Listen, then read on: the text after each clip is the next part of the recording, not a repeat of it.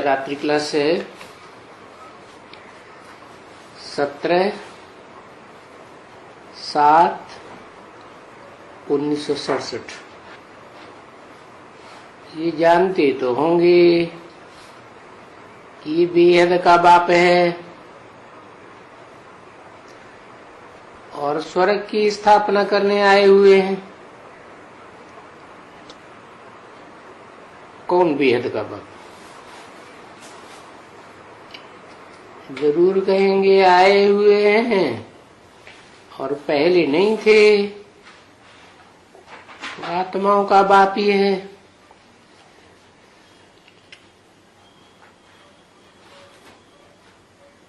जो नरक की दुनिया को स्वर्ग बनाने आए हैं। तो जब वो आए हैं तो हम स्वर्ग में जाएंगे जरूर,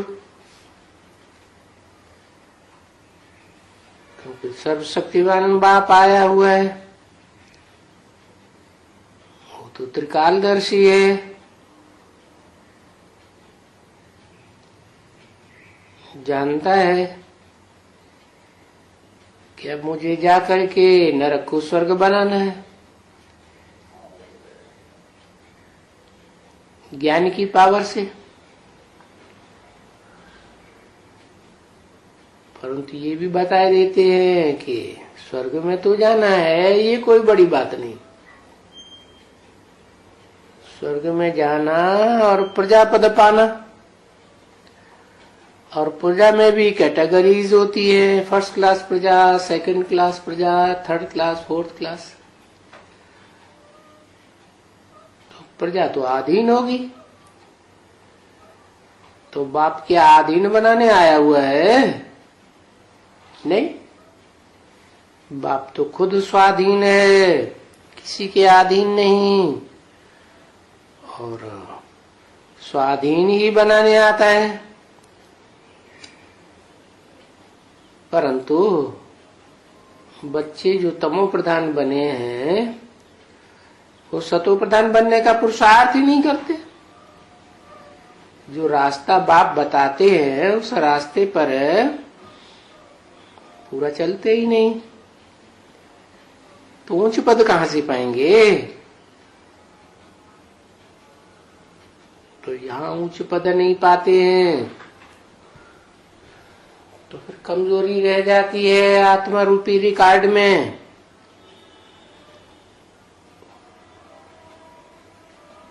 और फिर जब द्वापर कलयुग आ जाता है, द्वैतवादी द्वापर, द्वैतवादियों का युग, दो दो धर्म, दो दो राज्य, दो दो भाषाएं, दो दो कुल, दो दो मत चलाते हैं। तो फिर आराम से उनके मत में कन्वर्ट हो जाते हैं, विधर्मी बन जाते हैं।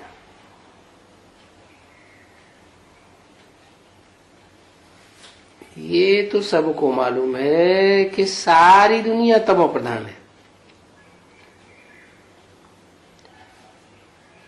सारी दुनिया के मनुष्य मात्र तमो प्रधान है। तो झाड़ जर्जरीभूत अवस्था को पाया हुआ है, अर्थात एकदम पुराना हो गया। तो पुरानी चीज तो विनाश होती है, लेकिन पुराने झाड़ में ही नए झाड़ की सैंपलिंग लगाई जाती है। लेकिन नया झाड़ आए कहां से? तो जरूर कुछ ऐसी आत्माएं हैं जो बाप को पहले पहचानती है और पहचान करके बाप की मत पर पूरा चलने का प्रयास करती है। परंतु वो है सबसे जास्ती तमो प्रधान। तो उन्हें पुरुषार्थ भी जास्ती करना पड़ता है। तो उनका पुरानापन पहले समाप्त होना चाहिए, क्योंकि जो जितना पुराना होगा उसका विनाश पहले होगा। तो बच्चे समझते हैं कि अब विनाश भी होने वाला है, भी क्यों लगाई दिया कि जरूर विनाश होने से पहले स्थापना भी होने वाली है। तुम बच्चे स्थापना और विनाश में दोनों में आगे जाएंगे। वो पुरानी दुनिया का ही तो विनाश होना है जरूर, और होता भी है। तो पुरानी दुनिया में तुम ही सबसे जास्ती पुराने हो, और विनाश तभी होगा जब पहले स्थापना हो जाए। आत्मा में जब तक दिव्य गुणों की स्थापना नहीं हुई है, आत्मा आत्मिक स्थिति में स्थित नहीं हुई है, देह भान को नहीं त्यागा है, तब तक नई दुनिया स्थापन नहीं हो सकती। और जब नई दुनिया स्थापन हो जाती है,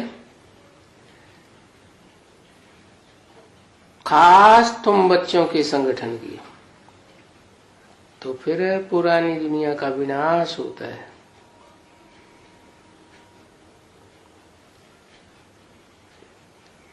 योग बल से तुम्हारी स्थापना भी होती है, विनाश भी होता है। पहले तो आत्मा सतो प्रधान बने ना, और जब आत्मा बीज सतो प्रधान बनेगा तो शरीर रूपी झाड़ भी सतो प्रधान बनता है। क्योंकि योग बल से आयु बड़ी हो सकती है, तो योग बल से शरीर के 5 तत्व चेंज नहीं हो सकते।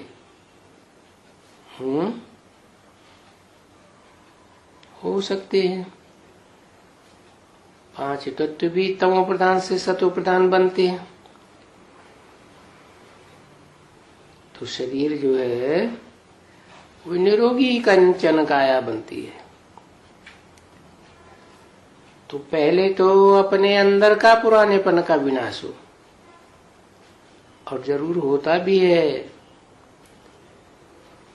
हर 5000 वर्ष के बाद पुरानी दुनिया विनाश होती है। और तुम ये जानते हो कि तुम बच्चों की संगठन की दुनिया सबसे पुरानी है, लेकिन पुरानी दुनिया का विनाश होने से पहले नई दुनिया की स्थापना होने बहुत जरूरी है।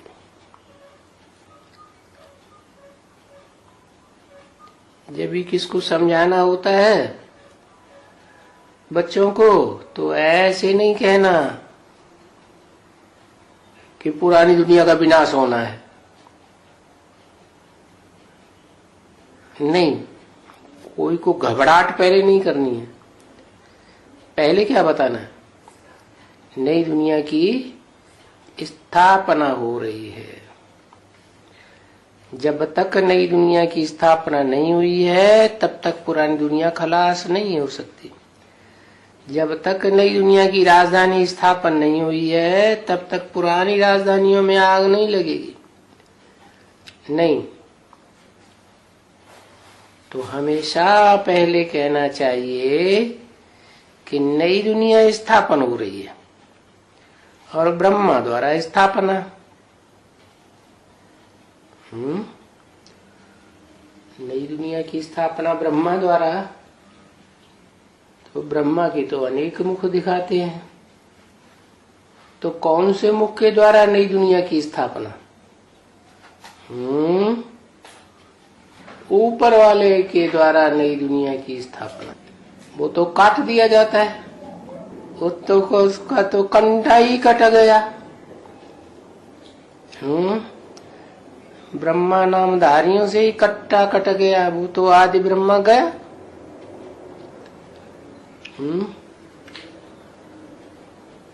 तो ब्रह्मा नाम ही नहीं रह गया, तो दूसरे का नाम पड़ता है ब्रह्मा। जिनके अंदर प्रवेश करते हैं शिव बाप, तो उसका नाम ब्रह्मा देते हैं। तो नंबरवार ब्रह्मा हुए ना। तो नई दुनिया की स्थापना कौन से ब्रह्मा के द्वारा है? लो, इतने दिनों के बाद अटक गए, कोई जवाब नहीं। परम ब्रह्म के द्वारा स्थापना। वाह रे परम ब्रह्म, उनका सर ही कट गया। अब वो कैसे स्थापना, क्या स्थापना करेंगे? जगदम्बा के द्वारा स्थापना। वाह भैया, है जगत की अम्बा, भंगियों की भी अम्बा, शूद्रों की भी अम्बा, नास्तिकों की भी अम्बा है, नीचे से नीचे धर्मों की भी अम्बा, वो स्थापना करेगी। अरे स्थापना पवित्रता से। हाँ, जो नारायण के साथ लक्ष्मी दिखाते हैं ना, नर से नारायण बने, नारी से लक्ष्मी बने, तो पहले पहले जो आदि लक्ष्मी बनी होगी वही तो अपनी पवित्रता के बल से नई दुनिया की स्थापना करेगी ना। और नई दुनिया स्थूल में साकार में होगी या निराकारी होगी? ऐसे निराकारी आत्माओं का तो जखीरा नहीं माना जाएगा नई दुनिया। तो जो साकार दुनिया है तो उसका रचयिता भी साकार ही होना चाहिए ना। तो वो संगठन पहले कौन तैयार करती है नई दुनिया का, इसे कहते हैं विजयमाला। तो विजयमाला भी तब स्थापन होती है। विजय कैसे होगी? ज्ञान से, अज्ञान से है? कैसे विजय होती है? ज्ञान से विजय होगी। जानकारी नहीं होगी तो विजय कहां से हो जाएगी? तो जब पहले पूरी जानकारी हो तो विजयमाला का श्रेय जाता है पवित्र आत्मा के ऊपर। इसके लिए शास्त्रों में लिखा है, जन्म जन्म लगी रगरे हमारी, वरों शंभु न तुरहूं कुंवारी। तो जिसके जीवन का लक्ष्य ही है कि जब कभी भी जन्म लूं तो शंभु को वर्ण करूं, है जो जगत पिता है उसी का वर्ण करूं, कोई और का वर्ण न करूं। अगर पुरुष का जन्म मिलता है तो कुंवारा रहना, बाल ब्रह्मचारी बन के रहना। वाह भाई, तो बाल ब्रह्मचारी बन के रहेंगे तो भी तो कोई न कोई के साथ संग के रंग में आएंगे ना, कि जंगल में रहेंगे है?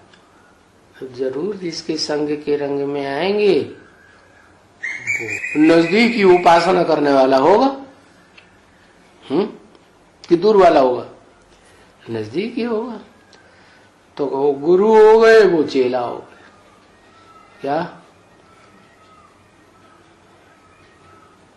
गुरु के रूप में कौन हुआ? बाबा क्या कहते हैं, किसको गुरु बनाना पड़े? माता गुरु बिगर उद्धार हो न सके।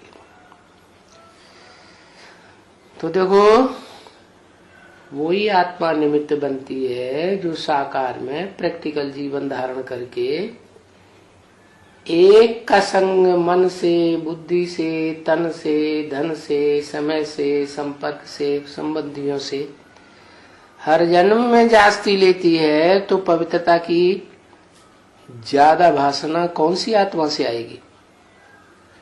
है उसी आत्मा से आएगी ना।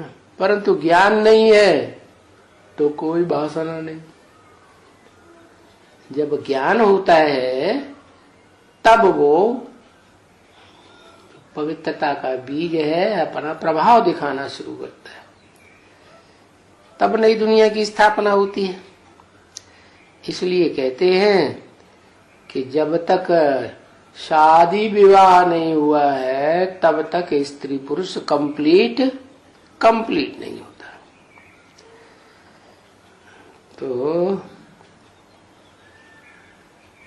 तो पुरानी दुनिया का विनाश तो बाद में होगा, पहले ब्राह्मणों के नए संगठन की स्थापना हो। ऐसा संगठन बने कि जिस संगठन में एक भी विकारी पांव भी नहीं रख सके। क्या?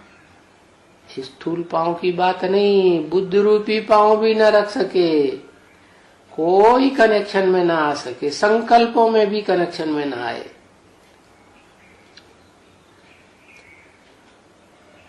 तो ऐसी प्यूरिफाई होगी दुनिया। लेकिन उसका निमित्त कौन हुआ साकार में? है कहेंगे शिव शक्ति। शिव की शक्तियां है ना, तो उनमें नंबरवार हैं। एक है अव्वल नंबर, दूसरी है अब्दोम नंबर। दोनों को अपना शरीर है या नहीं है इस संसार में? है, सदा काल है?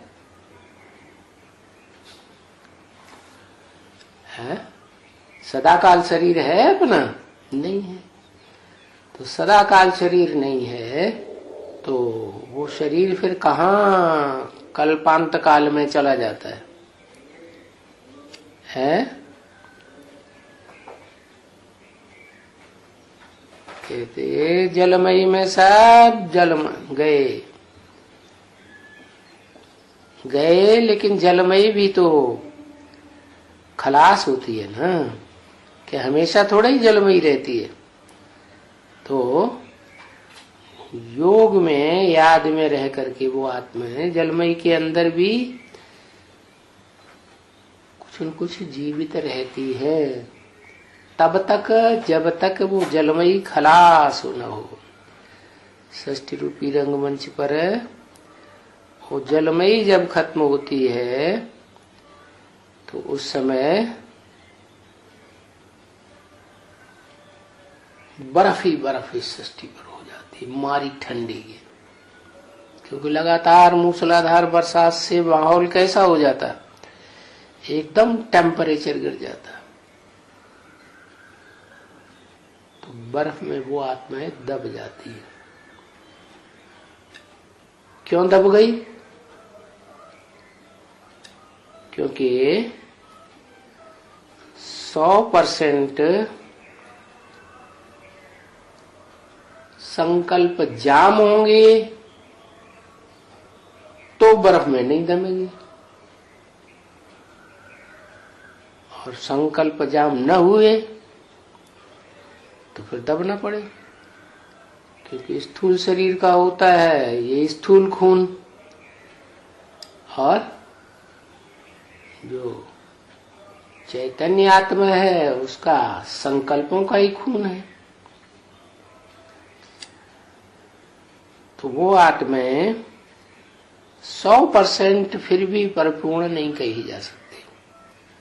हाँ, अपना शरीर छोड़ने के बाद वो आत्माएं भी जैसे और रुद्रमाला के और विजयमाला के मणके हैं, वो अपने शरीर छोड़ छोड़ करके याद में रह करके बाप की आत्मा में लीन हो जाती। क्या? बाप, शिव बाप जिस तन में प्रवेश करते हैं मुकर्रर रूप से, तो दोनों बेहद के बाप इकट्ठे हो गए, दोनों एक समान हो गए। तो एक समान स्थिति से वो निराकारी स्टेज जो 24 घंटे बनती है, उसी में वो निराकार आत्माएं नंबरवार सारी लीन होती जाती। लीन कहें या संकल्पों में संकल्प चले जाए, मन मना भव। तो जब इतना होता है कि सब आत्माएं परमात्मा में प्रवेश होकर के बिंदु ही बन जाती है, माने मन मना भव हो जाती है। तब जो पुरानी दुनिया है उसका टोटल विनाश होता है। पृथ्वी, जल, वायु, अग्नि, आकाश जो सब तमो प्रधान रूप धारण कर जाते हैं, वो फिर एक ही आत्मा के संगठित योग बल से, क्योंकि एक में ही सारी आत्मा इकट्ठी हो गई, सबका एक ही संकल्प, तो 5 तत्व भी सात्विक बनते हैं। उनमें भी गर्मी की जगह क्या आ जाती है? ठंडास आ जाती है।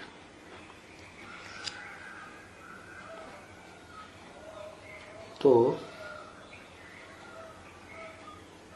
आत्माएं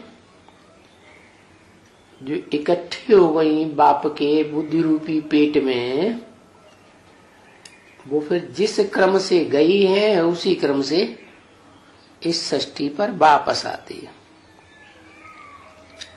तो पहले पहले कौन आएगा? है पहले पहले है इस सृष्टि पर कौन सी आत्माएं आएंगी?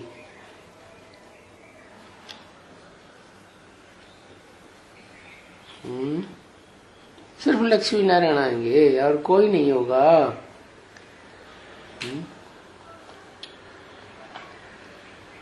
हाँ, 8 आत्माओं का नंबरवार जखीरा इस सृष्टि पर जल्दी जल्दी से एक के बाद एक सेकंड, और वो इस सृष्टि पर अपने अपना शरीर धारण करेंगी। एक आत्मा का तो शरीर पहले से ही है, वो तो नष्ट ही नहीं होता, वो तो अनादि और अनंत गाया हुआ है। कहते उसके कोई माँ बाप का किसी को पता ही नहीं। तो वो आत्मा इस सृष्टि पर आती है और फिर नंबरवार आत्माएं वहां से बाहर आना शुरू हो जाती है और अपना अपना शरीर जो बर्फ में दबा हुआ है उसी शरीर में प्रवेश होकर के एक के बाद एक झटक झटक 8 आत्माएं संगठन इकट्ठा हो जाता है। तो तब तक जो पुरानी दुनिया है 5 तत्वों वाली, वो सारी की सारी नंबरवार फिर खलास होती। पहले भारत में होगी, पहले विदेशों में, पहले तो भारतीय स्थान में। समझा ना बच्चे? अगर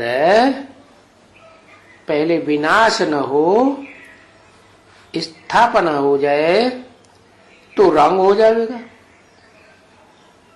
क्या? पहले विनाश फिर स्थापना।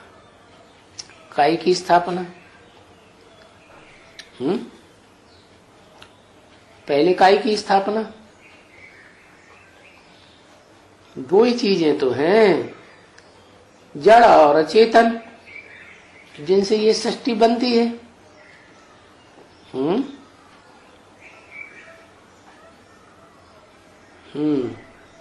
वैकुंठ की स्थापना वो तो शरीर होंगे तभी की बात है, कल्पांत होने से पहले की बात है। ये तो कल्पांत के बाद नई दुनिया की बात हो रही है। तो पहले पहले तो क्या होता है, 5 तत्व तैयार होते हैं, या पहले आत्मा प्रवेश करती है? पहले माँ के गर्भ में क्या होता है? माँ जब गर्भ धारण करती है तो पहले आत्मा आती है या पहले शरीर आता है?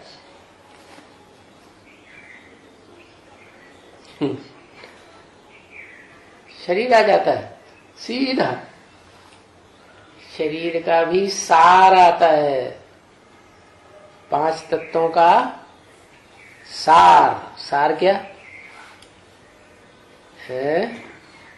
5 तत्वों का सार माने पृथ्वी, जल, वायु, अग्नि, आकाश, मन, बुद्धि और संस्कार। ये 8 तत्व हैं जिनसे वो जड़त्व में पिंड तैयार होता है।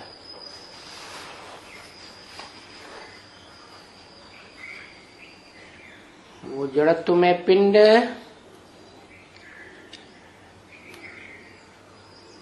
जब आत्मा प्रवेश हो तब सक्रिय होता है।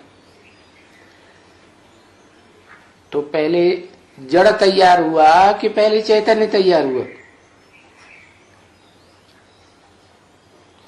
पहले जड़ तैयार हो, लेकिन उसका कोई मतलब नहीं, क्योंकि वो चैतन्य, उसमें चैतन्यता नहीं है। जब तक आत्मा प्रवेश न करे तब तक वो सक्रिय नहीं हो सकता। तो साबित हो जाता है कि पहले स्थापना, फिर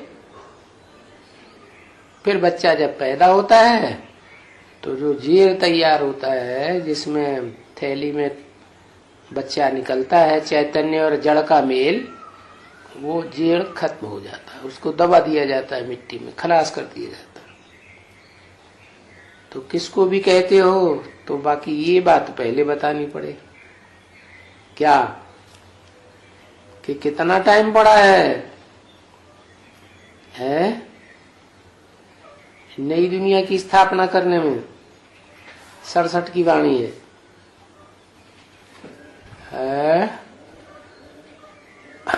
8 साल पड़े हैं। 8 साल पड़े हैं। तो 8 साल के बाद क्या आत्मा तैयार हो जाएगी या शरीर तैयार हो जाएगा? पहले जड़ पिंड तैयार होगा, जड़त्वमय पिंड, जिसमें अपनी अकल ही नहीं है, बुद्धि चलती ही नहीं है। मन बुद्धि चलती है? नहीं चलेगी। कौन चलाता है फिर? 67-68 के बाद 69 में अपन 5 दिसंबर को जो पहली बार मेल हुआ शिव बाप का बड़े बच्चे के साथ, तो उस बच्चे की बुद्धि को कौन चलाता है? शिव बाप चलाते हैं। मनन चिंतन मंथन का फाउंडेशन शिव बाप के द्वारा पड़ता है। वो तो जैसे पत्थर बुद्धि, कौन पत्थर बुद्धि जिसमें प्रवेश करते हैं, वो हो गई पत्थर बुद्धि जैसी आती, मुकर्रर रूप से जो रथ बनता है। तो बताया वो पहले वो पिंड तैयार होता है निर्जीव, और उस पिंड में फिर आत्मा प्रवेश करती है। कब? 76 में पहली बार। कौन सी आत्मा? जो बाप समान बनना है। तो शिव बाप ने प्रवेश करके पहले ऐसे 2 बच्चे तैयार हुए। तो स्थापना कहेंगे या पहले विनाश कहेंगे? पहले 5 तत्वों के बने हुए शरीर की स्थापना, फिर आत्मा अपना कार्य करती है, चैतन्य। तो आत्मा जैसे ही उस जड़ शरीर के संसर्ग संपर्क में आती है तो प्रकृति सक्रिय हो जाती है। क्या कहा? प्रकृति माता सक्रिय कब होती है? नई सृष्टि पैदा करने के लिए, जब पुरुष से कनेक्शन जुटे। तो उस कनेक्शन के पहला टाइम कौन सा कहेंगे? 5 दिसंबर, 5 या 25? 5 दिसंबर। तो मन बुद्धि ने प्रवेश किया या आत्मा ने प्रवेश किया? क्या कहेंगे? मन बुद्धि रूप का मेल हुआ या आत्मा का मेल हुआ? हाँ, आत्मा तो है ही नहीं उसमें, वो तो पत्थर बुद्धि बना पड़ा है। तो जो मन है उसको भी चैतन्य नहीं कहेंगे। इसलिए शास्त्रों में कहते हैं विद्वानों ने कि मन जड़ है। आत्मा जब तक न हो तब तक मन कुछ नहीं कर सकता। तो पहले नई दुनिया स्थापन होती है। तो कब से नई दुनिया स्थापन हुई? नई दुनिया की शुरुआत कब से कहें? है? अरे जब से लक्ष्मी नारायण का जन्म हुआ तो नई दुनिया की जैसे शुरुआत हुई। जन्म हुआ तो शरीर और आत्मा दोनों होंगे या सिर्फ शरीर होगा, आत्मा नहीं? दोनों के मेल से बच्चा होता है। तो अभी तुम बच्चे जानते हो कि बरोबर नई दुनिया स्थापन होने को है। क्या? कितने साल के बाद? कितने साल के बाद? 8-9 साल के बाद नई दुनिया स्थापन हुई। तो नई दुनिया में कितने लोग हुए? उस नई दुनिया में 2 ही।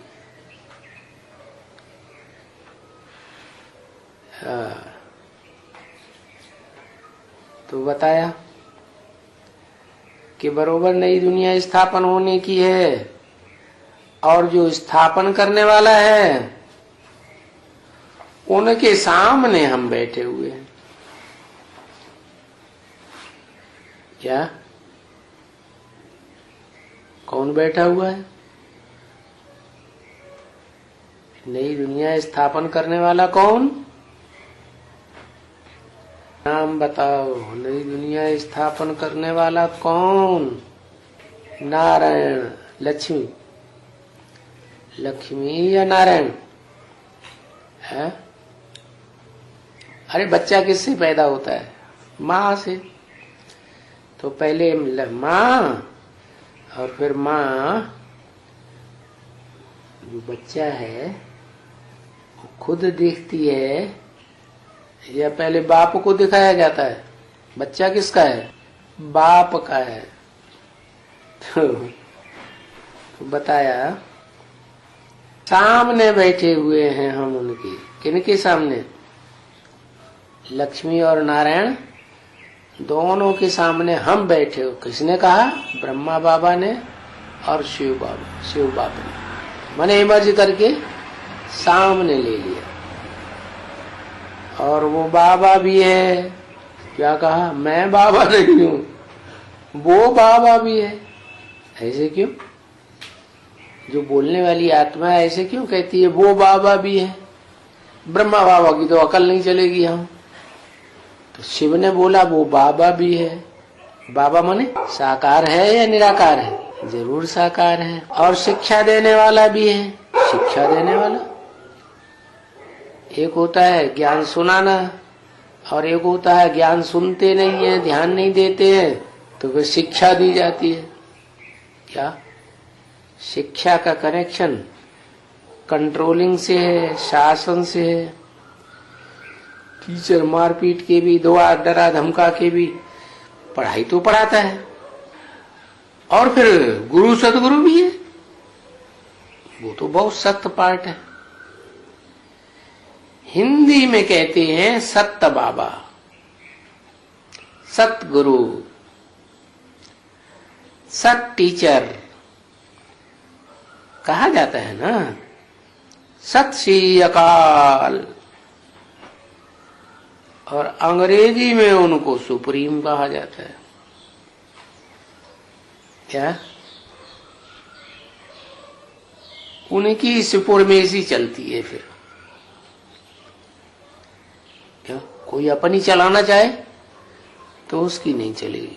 गवर्नमेंट के बड़े बड़े आला अधिकारी अपनी चलाना चाहे तो नहीं चलेगी। अच्छा,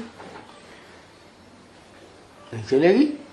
अरे नॉन अवेलेबल वारंट निकाल दे तो क्या होगा? है? क्या होगा? नहीं चलेगी। अरे सबसे बड़ी बड़ी उनके पास सीआईडी है, ढूंढ के निकाल लेंगे।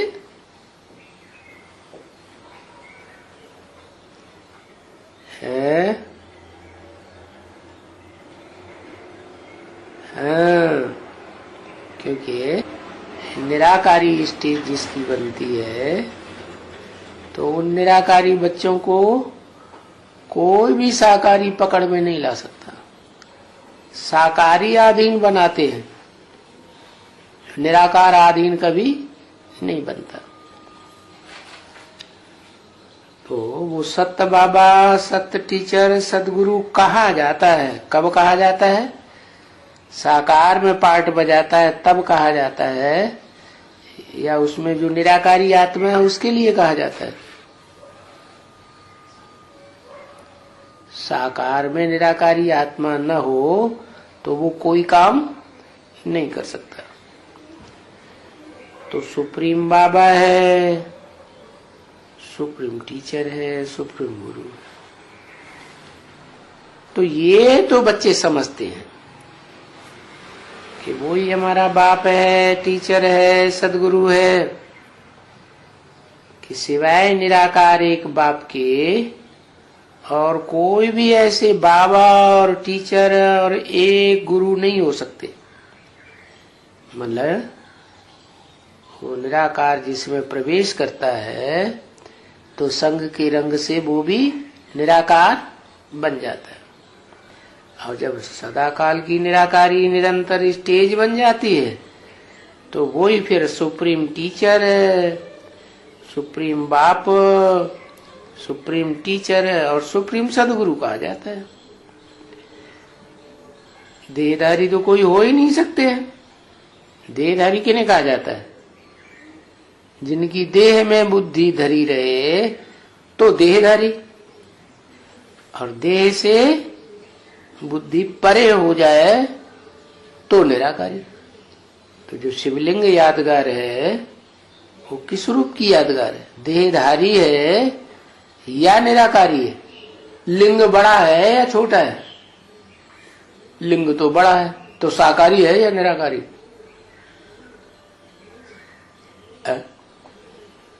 क्या है? बड़ा है तो साकारी होगा ना।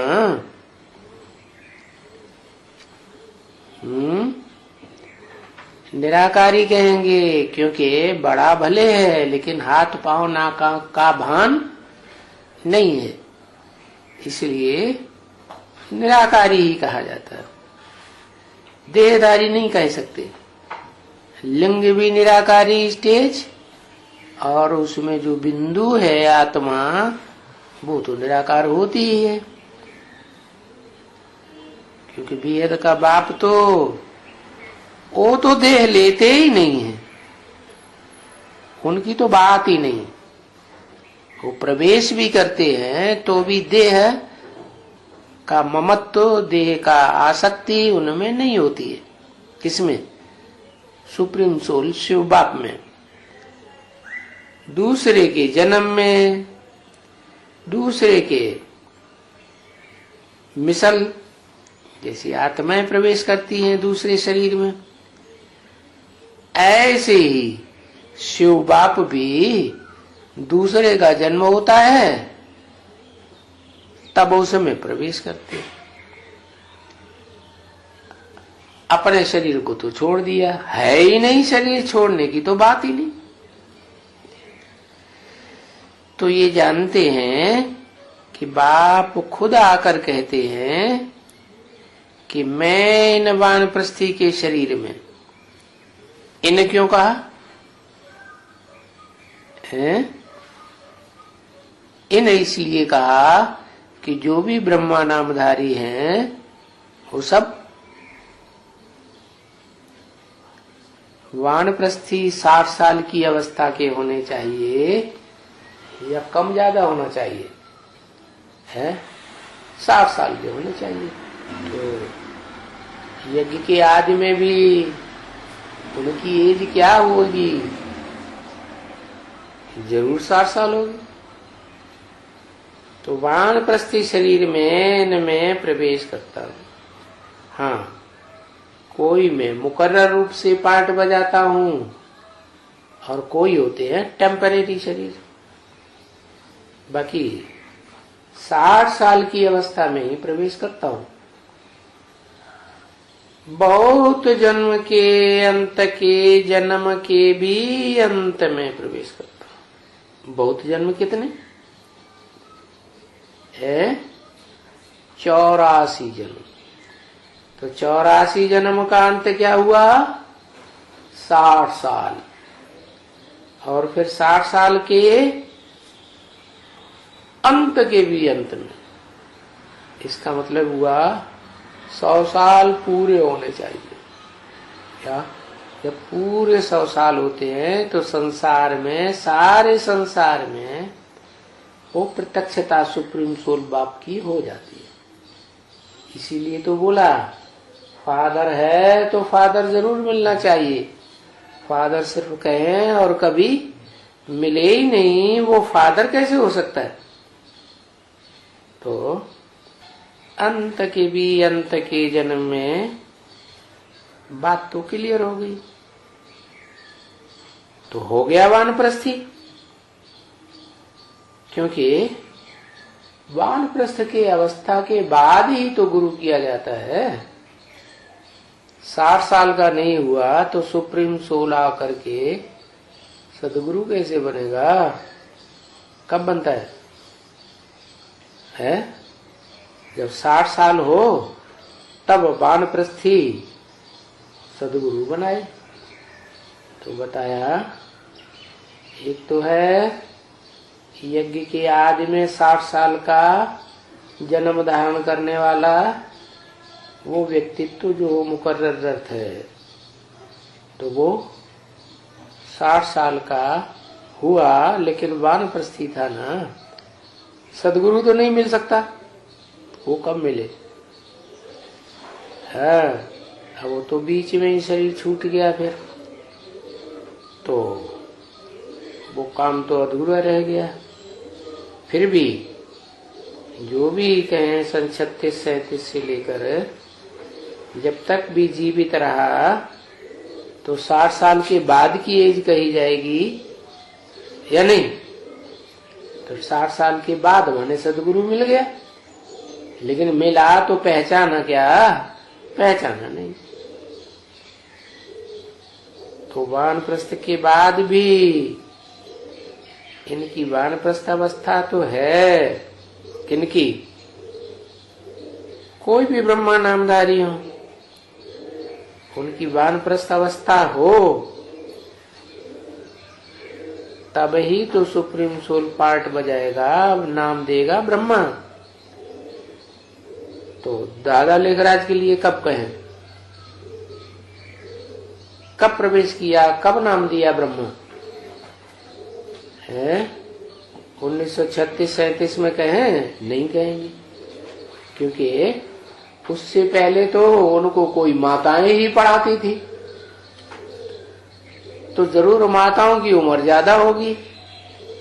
ब्रह्मा बाबा 60 साल के नहीं हुए होंगे। तो बताया इनकी वानप्रस्थ अवस्था है तो वो ऑटोमेटिकली सदगुरु आ गया।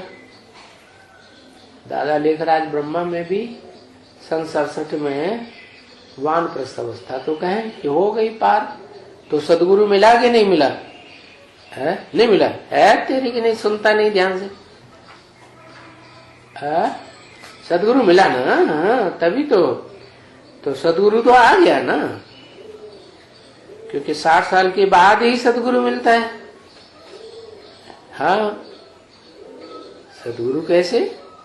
47 में हुआ 60 साल, और 60 साल के बाद सदगुरु मिलेगा नहीं मिलेगा? 60 साल से पहले मिलेगा कि बाद में मिलेगा? बाद में ही तो मिलेगा। तो सदगुरु मिला दलाल, सुंदर मेला कर दिया। तो फिर सिंध हैदराबाद से ही वो सुंदर मेला शुरू हो गया। तो ऑटोमेटिकली गुरु आ गया ना। तो जब सदगुरु आ गया है तो और सब गुरुओं को तलाक दे दी। क्या? गुरुओं को तलाक क्यों बोला? फारकती बोलना चाहिए, तलाक क्यों बोल दिया? तलाक तो घरवाली को दी जाती है, पत्नी को। है किसको? फारकती दी जाती है। बच्चे को या बच्चा बाप को भारवती देता है। तो बताया तलाक दे दिया। किसने तलाक दे दी? और गुरुओं को ब्रह्मा बाबा ने तलाक दी। तलाक दे दी का मतलब क्या हुआ कि जो भी सदगुरु बनता है वो सदगुरु सदगति करने वाला है, और सदगति तो संग के रंग के बगैर होती नहीं। तो सदगति करेगा तो संबंध तो जोड़ना पड़े ना। तो कौन सा संबंध है जिस संबंध में सदगति होती है सबसे जास्ती है, और दुर्गति भी होती है सबसे जास्ती। नर माने मनुष्य करते हैं दुर्गति, और भगवान करता है सदगति। है पति पत्नी का संबंध में जितना संबंध है संग का रंग लगता है उतना और कोई संबंध में नहीं लगता है। तो अंत समय में वही याद आता है। क्या याद आता है? अंतमते सोगते। तो पत्नी जब सदगुरु को याद करेगी तो काहे का जन्म मिलेगा? पुरुष का या स्त्री का? पुरुष का जन्म मिलेगा। तो पुरुष का जन्म मिलेगा तो सदगति हुई या दुर्गति हुई? क्या कहेंगे? पुरुष जन्म माने सदगति या दुर्गति, और स्त्री जन्म? स्त्री जन्म माना अधीन होना पड़े, क्योंकि सदगुरु तो किसी के अधीन होता ही नहीं।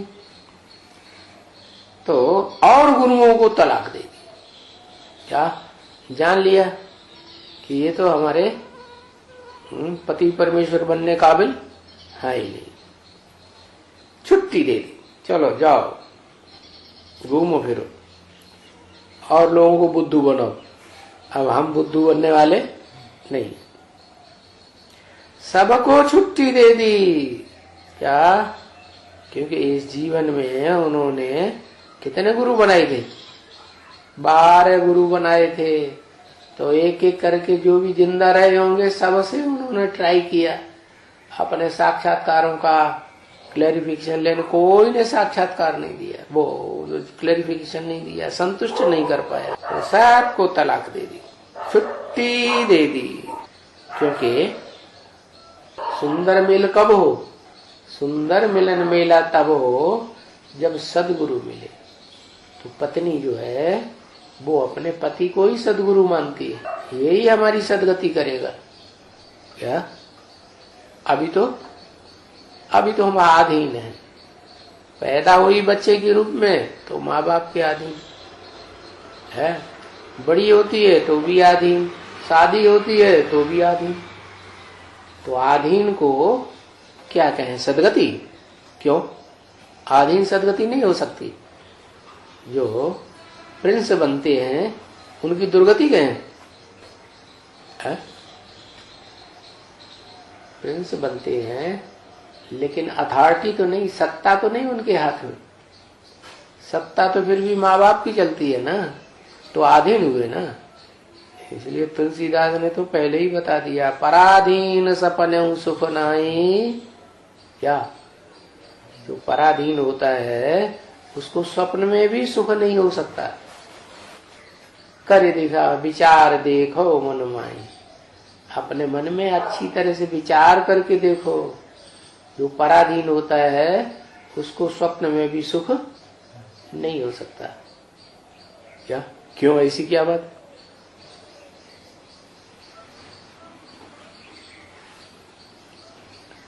अरे बाप पहले राजा था, स्वाधीन था। फिर बड़े बच्चे युवराज को राजा ही दे दी। खुद बुढ़ा हो गया, चारपाई पकड़ ली। अब पराधीन है या स्वाधीन है? क्या कहेंगे? क्या कहेंगे? पराधीन। तो उसकी नहीं चलेगी। चलेगी किसकी? फिर भी है चलेगी जिसके हाथ में सत्ता है उसी की चलेगी। तो बताया कि बाकी गुरुओं को छोड़ दिया। क्यों छोड़ दिया? क्योंकि जब पता लग गया कि सदगुरु ये है असली, ये तो सब झूठे गुरु थे जिनके चुंगल में हम फंसे रहे। अब हमें सच्ची बात मिल रही है, सच्चा सदगुरु मिल गया, तो झूठे गुरुओं का क्या काम। ये तो भक्ति मार्ग के गुरु है, ये कोई ज्ञान हमें नहीं सुनाएंगे। क्योंकि ये तो सत्य है कि ज्ञान तो एक से आता है, 12-12 गुरुओं से थोड़ा ही ज्ञान आएगा। तो उनको क्या कहेंगे? सदगुरु, सदगति करने वाले या दुर्गति करने वाले? क्या कहेंगे? जरूर कहेंगे दुर्गति करने वाले। ओम शांति।